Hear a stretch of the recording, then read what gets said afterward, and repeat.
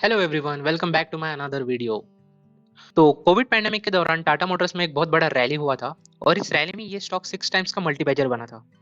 उसके बाद last 2 years में स्टॉक के प्राइस ने लगातार कंसोलिडेट किया, लेकिन इस कंसोलिडेशन फेज के दौरान कंपनी टर्न अराउंड करता है, ऑटो सेक्टर के प्रोस्पेक्ट्स इंप्रूव हो जाते हैं और कंपनी का बिजनेस बहुत ज़्यादा कैश जनरेट करना शुरू कर देता है। और इन सारे रीजंस के कारण कंपनी का पी रेशो उसमें एक्सपेंशन होने के चांसेस बहुत ज़्यादा बढ़ जाते हैं और इसके तुरंत बाद ही कंपनी के स्टॉक प्राइस में 50% का रैली होता है और ये कंपनी अपने stock price life time high को भी ब्रेक करके इसके ऊपर निकल जाता है। Now some people can point out that the event that has already occurred और the stock for which the price have already gone up, उसको बैक ट्रैक करना और उसके रीजंस बताना तो बहुत ही सिंपल है।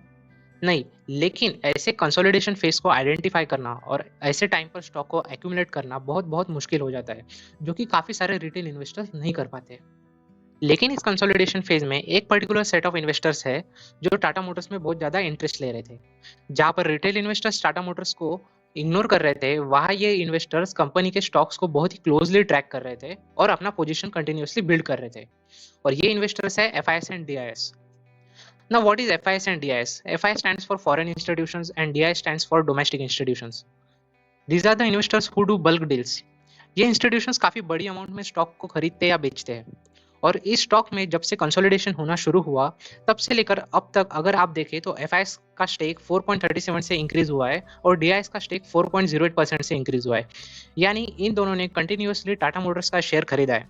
और guess who was selling this stocks at this time? Obviously retail investors, जिन्होंने 8.42% का स्टेक बेचा जिसको FIS एंड DIS ने खरीदा।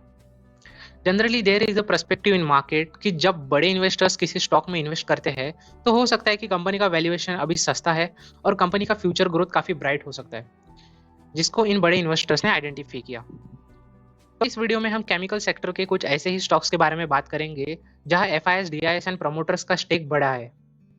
और इस डिस्कशन को आगे बढ़ाने से पहले अगर आप चैनल पर नए हैं तो वीडियो को जरूर लाइक कीजिए, चैनल को सब्सक्राइब कीजिए और नोटिफिकेशन बेल जरूर दबाइए। तो फर्स्ट स्टॉक जिसके बारे में हम बात करेंगे वो है बेस्ट एग्रोलाइफ लिमिटेड। इस कंपनी के शेयर होल्डिंग पैटर्न में फोकस जो है वो FIS एंड DIS पर नहीं बल्कि प्रमोटर्स पर है। क्योंकि अगर आप ईयरली बेसिस पर शेयर होल्डिंग पैटर्न को देखेंगे तो प्रमोटर्स का होल्डिंग 11.99% से बढ़ा है, क्योंकि सितंबर 20 में प्रमोटर्स का होल्डिंग 38.11% था, जो कि अभी जून 23 में बढ़ के 50.1% हो गया है। जहां पर प्रमोटर्स ने ये सारे शेयर्स पब्लिक से खरीदे, यानी कि रिटेल इन्वेस्टर से, क्योंकि पब्लिक का होल्डिंग 52.26% से कम होकर 36.5% हो गया है। And on the other hand DIS का होल्डिंग 0% से बढ़ के 2.55% हुआ है एंड FIS का 1.2% बढ़ा है। और इसके अलावा अगर आप इस कंपनी के कुछ फंडामेंटल्स को देखें तो कंपनी के ऊपर 568 करोड़ का डेट बर्डन है। उसके कंपैरिजन में कंपनी के पास 88.1 crore worth of cash equivalents है और 709 करोड़ की इन्वेंट्रीज है, जो कि कंपनी को काइंड ऑफ डेट फ्री बनाती है।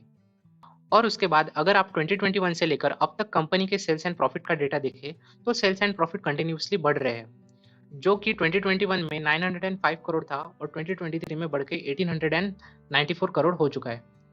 अब ये काइंड ऑफ मे भी एक्सप्लेन करता है कि प्रमोटर्स का स्टेक कंपनी में क्यों बढ़ रहा है। इसके ऊपर आपका ओपिनियन क्या है ये मैं जरूर जानना चाहूंगा, तो कमेंट सेक्शन में आपका ओपिनियन जरूर बताइए। इसके बाद अगर कंपनी के बिजनेस इंफॉर्मेशन को देखें तो ये कंपनी एग्रो केमिकल मैन्युफैक्चरर है और ये इंडिया के टॉप 15 एग्रो केमिकल कंपनीज में आता है। और ये कंपनी अराउंड 70 फॉर्मुलेशंस बनाता है in the form of insecticides, herbicides, fungicides and plant growth regulators. और ये कंपनी जो भी ये फॉर्मुलेशंस बनाता है इसके लिए जो भी एक्टिव इंग्रेडिएंट्स लगते हैं वो इन एक्टिव इंग्रेडिएंट्स को खुद ही मैन्युफैक्चर करता है। सबसे इंपॉर्टेंट बात इसके अलावा ये है कि कंपनी का मार्केट कैप अभी सिर्फ 3040 करोड़ है, यानी कि ये कंपनी अभी छोटी है। और अगर कोई कंपनी छोटी है एंड फंडामेंटली स्ट्रांग है तो वहां पर रिवॉर्ड भी ज्यादा होता है। So there are chances that this could be a multibagger. बाद नेक्स्ट कंपनी है गुजरात फ्लोरोकेमिकल्स लिमिटेड।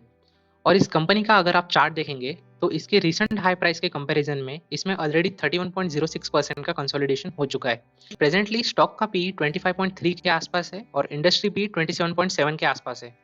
इसके अलावा कंपनी के ऊपर 1515 करोड़ का डेट बर्डन है, जिसके कंपैरिजन में कंपनी के पास 161 करोड़ के कैश इक्विवेलेंट्स है and 1485 crore worth of inventories है।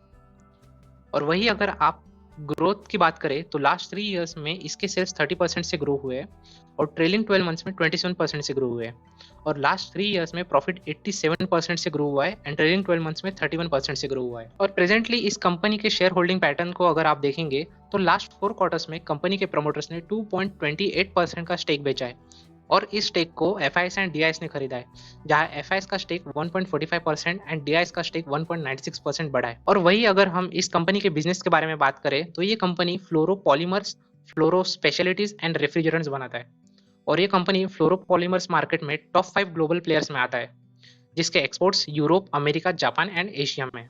करंटली इस कंपनी का मार्केट कैप 30,821 करोड़ है और ये एक decent mid cap size company है। ये थे आज के वो 2 इंपॉर्टेंट स्टॉक्स। इनके बारे में आपका क्या ओपिनियन है मुझे कमेंट सेक्शन में ज़रूर बताइए। Until then see you next time in next video.